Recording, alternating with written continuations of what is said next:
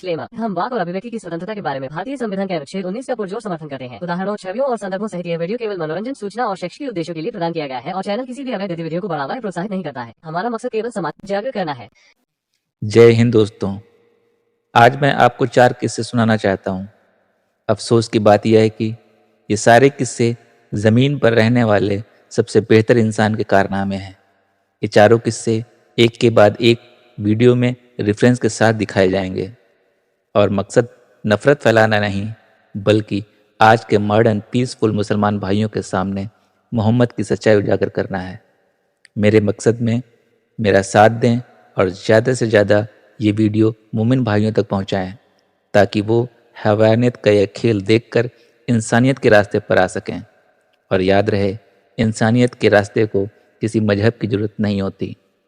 पहला किस्सा, अंधे आदमी की वलाद का कत्ल। ये कहानी सुन्नन अबू दाऊद हदीस नंबर 4361 पर बेस्ड है। एक अंधे आदमी के पास एक वलाद थी जो कि मोहम्मद की तौहीन किया करती थी।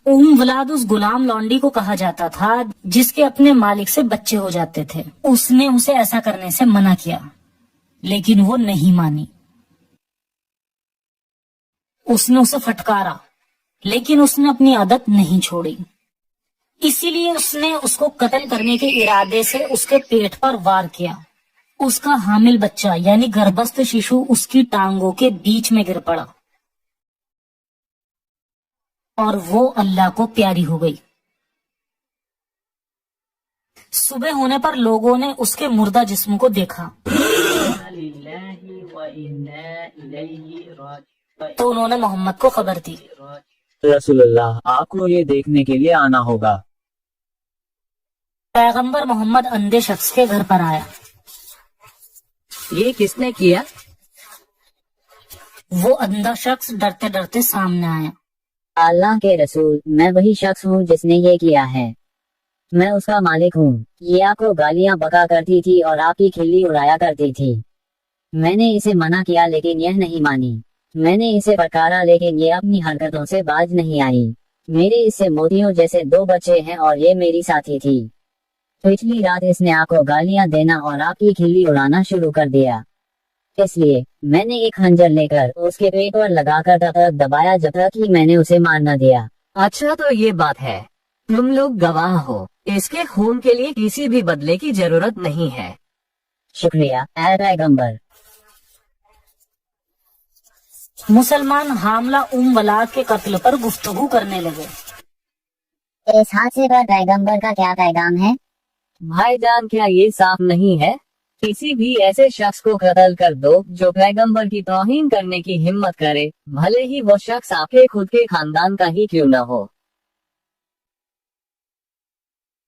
ये हदीस पैगंबर मोहम्मद द्वारा की गई इंतहाई नाइंसाफी को बयान करती है।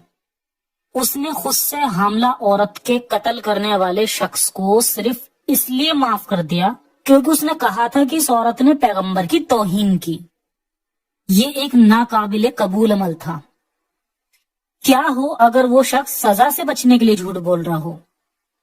इस हदीस की बुनियाद पर मुस्लिम शौहर भी मनमाने तरीके से अपनी बीवियों पर अल्लाह के रसूल की तौहीन का इल्जाम लगा सकते हैं और इसीलिए शौहर बिना किसी सजा के आसानी से अपनी बीवियों के पेट में खंजर घोंप सकते हैं, क्योंकि ये हदीस शरिया कानून का हिस्सा है। आप कल्पना कर सकते हैं कि 1400 सालों में कितनी मासूम मुस्लिम औरतों का उनके शौहर द्वारा कत्ल किया गया होगा और कितनी ही गुलाम औरतों का कत्ल उनके मालिकों द्वारा किया गया होगा।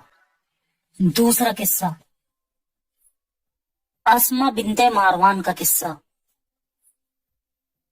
हवालों का जिक्र, इब्ने इसाक की लिखी सीरत रसूलुल्लाह पेज 675 और 76, इब्ने साद की लिखी किताब अल तबकातल कबीर जिल्द 2 पेज 30 और 31। ये घटना बद्र की लूट के बाद हुई, जिसमें मोहम्मद को लूटमार और कत्लो गारत से बहुत सारा मालो अजबाब मिला। बद्र में मिली कामयाबी की वजह से मोहम्मद खुद को इतना ताकतवर महसूस करने लगा कि अपने को बुरा भला कहने वालों से छुटकारा पा सके, जो कि उसके मदीना आने पर नाखुश थे। उन दिनों किसी की तनकीद यानी आलोचना और तंज करने का सबसे कामयाब तरीका नज़्मों यानी कविताओं के जरिए से था।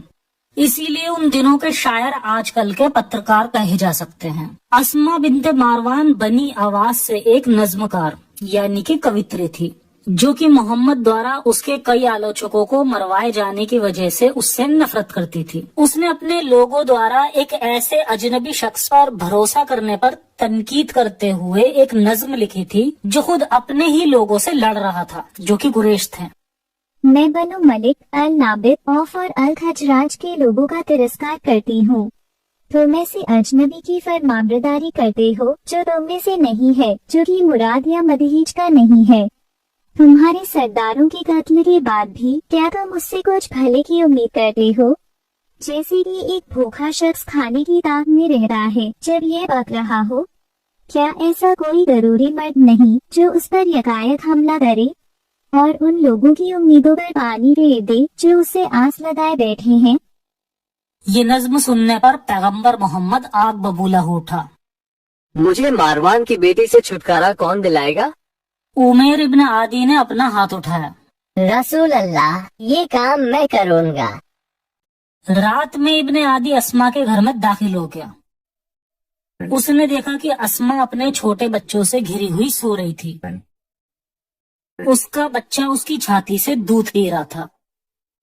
उमैर ने दूध पीते बच्चे को हटाया। तब उसने अपनी तलवार को नज्मकार में घोंप दिया, जिसने उसके जिस्म को फाड़ दिया। सुबह होने पर पैगंबर मोहम्मद उमैर इब्न आदी से मस्जिद में मिला। क्या तुमने मारवान की बेटी को मार दिया? जी रसूल अल्लाह। ओ उमैर, तुमने अल्लाह और उसके रसूल की मदद की है। मैंने जो किया है, क्या उसके लिए मुझ पर अजाब तो नहीं आएगा? अरे ना ना, यहाँ तक कि 2 बकरियां भी उसके ऊपर अपना सिर तक नहीं भिड़ाएंगी। बकरियां मामूली सी वजह से आपस में सिर भिड़ाने लग जाती हैं, लेकिन पैगंबर मोहम्मद के मुताबिक अस्मा बिन्त मारवान के कत्ल की वारदात इतनी मामूली थी कि यहाँ तक कि बकरियां भी इस मामले पर सिर नहीं भिड़ाएंगी। बनु खातमा कबीले के लोग, जो कि उमैर इब्न आदी का ही कबीला था, अस्मा बिन्ते मारवान की वफात के बारे में गुफ्तगू करने लगे। असमा का कत्ल इब्न आदी ने किया, जो कि एक मुसलमान था। मोहम्मद ने इसका हुक्म दिया। कितना बशियाना है ना ये। उमैर इब्न आदी उनके सामने हाजिर हो गया और फरमाया, ओ खातमा कबीले के लोगों, हाँ, मैंने ही मारवान की बेटी को कत्ल किया था। अगर तुम में दम है तो आगे बढ़ो और मुझसे लड़ो। बनु खातमा कबीले के लोग इतने डर गए कि उन्होंने तुरंत इस्लाम कबूल करने का ही फैसला कर लिया और उसी दिन मुसलमान हो गए। अरे हम कहना चाहते हैं कि कोई खुदा नहीं सिवाय अल्लाह के और मोहम्मद रसूल अल्लाह है। लेकिन हमारी माँ के लिए इंसाफ कहाँ है और हमारा इंसाफ कहाँ है? तीसरा किस्सा, उम्मे किरफा का वाक्या। हवालों का जिक्र, अल नवाविया अल हलाबिया जिल्द 3 पेज 180, सीरत रसूल अल्लाह बाई इब्ने इसहाक पेज 664-665, systematic reading in Islam by doctor अल नजर पेज 58, अल मगाजी बाई अल वाकिदी पेज 277-278। अपनी किताब सीरत रसूल अल्लाह में इब्ने इसहाक के मुताबिक जैद इब्ने हरीसा, जो कि पहले मोहम्मद का गोद लिया हुआ बेटा था, इसने वादी अल कुर्रा पर हमला किया, जहां उसका सामना बनु फजारा से हुआ। उनकी जंग हुई और बहुत से मोहम्मदी मारे गए और जैद घायल हो गया, लेकिन वो मदीना लौट पाया। बनु फजारा कबीले की मुखिया उम फजारा या उम्म किरफा थी। उसका असल नाम फातिमा बिन्ते राबिया था। उम किरफा एक बूढ़ी औरत थी और उसको कबीले के अन्य सरदारों द्वारा बहुत ही इज्जत बख्शी जाती थी। उसके 12 बेटे और एक सुंदर बेटी थी।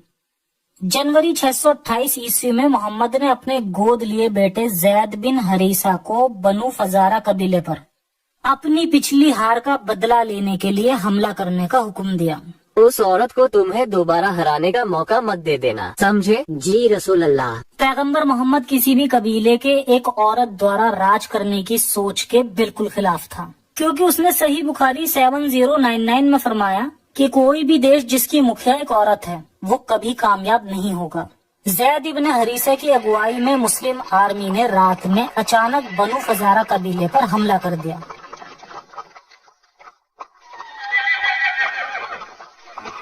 صحیح البخاری جلد 4 میں ابن عمر نے فرمایا کہ پیغمبر نے کہا تھا کہ میری روزی روٹی کا ذریعہ میرے بھالے کے تلے ہے. میرے بھالے کے تلے ہے کا مطلب ہے مال غنیمت سے.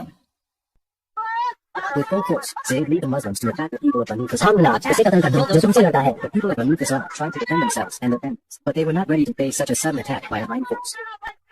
جو لڑے ان سب کو قتل کرنے کے بعد محمدیوں نے بنو فزارہ قبیلے کے لوگوں کو بندی بنا کر باندھ دیا، جس میں کرفا کی بیٹی بھی تھی. زید نے کرفا کو ایک مسلم کیش بن المساہر نام کے فوجی کو اسے قتل کرنے کے لیے سونپ دیا. اس ناکارہ بڑھیا کو قتل کر دو. جی حضور. کیش بن المساہر نے اس کے ہاتھ پیروں کو 2 الگ الگ اونٹوں میں باندھ دیا. تب محمدیوں نے اونٹوں کو الگ الگ دشا میں ہانک دیا.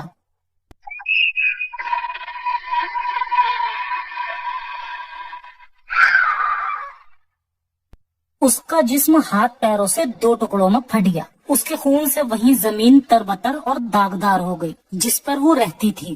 تب محمدیوں نے کرفا کے سر کو قلم کر دیا. کیش بن المساہر نے کرفا کے سر کو زید کو سونپ دیا. اب کرفا کی بیٹی سلمہ بن عمر الاقوا نام کے ایک مسلمان سینک کی ملکیت میں آ گئی.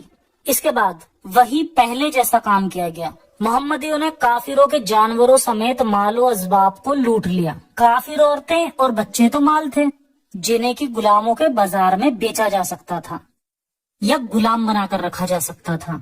قرآن سورہ الانفال آیت 69. اسی لیے جنگ میں جو کچھ غنیمت کا مال تم نے حاصل کیا ہے اسے حلال اور پاک سمجھ کر کھاؤ اور اللہ کا ڈر رکھو. بے شک اللہ بڑا بخشنے والا اور مہربان ہے. المغازی بائی الوقیدی پیج 278. زید آیا اور دروازے پر دستک دی. اللہ کے رسول بنا کوئی کپڑا ڈالے ننگے ہی اس سے ملنے گئے. میں نے اس سے پہلے اسے کبھی ننگا نہیں دیکھا تھا. اس نے اسے گلے لگایا اور چوما اور تب اس نے سوال کیا اور زید نے اللہ کی فتح کے بارے میں خبر دی. جید، بنو فزارہ کا تمہارا مشن کیسا رہا؟ یا رسول اللہ، ہم فاتح رہے. الحمدللہ. Systematic reading in Islam by کامل النظر پیج 58. محمد نے کرفا کے کٹے سر کو مدینہ کی گلیوں میں گھمانے کا حکم دیا.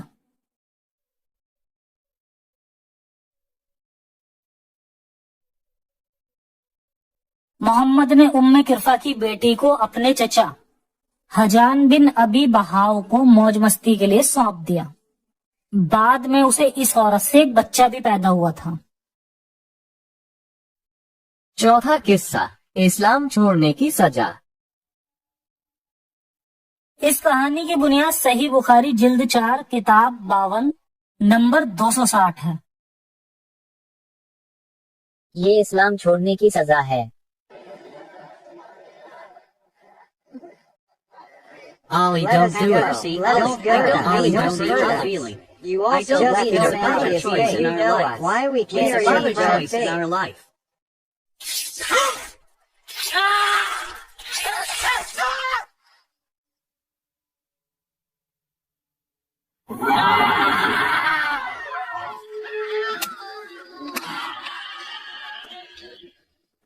اور کوئی ہے کوئی اور جو اسلام چھوڑنا چاہتا ہے تو سامنے آئے. علی نے جو کچھ کیا اس کی خبر ابن عباس کے کانوں تک پہنچی. اگر میں اس کی جگہ ہوتا تو ان کو نہ جلاتا، جیسا کہ پیغمبر نے فرمایا تھا اللہ کے عذاب سے کسی کو عذاب نہ دو. ابن عباس کو اس بات سے کوئی اعتراض نہیں تھا کہ علی نے کچھ لوگوں کو جلا کر مار ڈالا تھا. بے شک میں بھی ان کو قتل کر دیتا، کیونکہ پیغمبر نے فرمایا ہے اگر کوئی مسلمان اپنے دین کو چھوڑ دے تو اسے قتل کر دو. ارتداد کے بارے میں پیغمبر نے قرآن کی سورہ النساء آیت 89 میں فرمایا ہے کہ منافق اگر دین سے پیچھے ہٹے تو انہیں جہاں پاؤ قتل کر دو.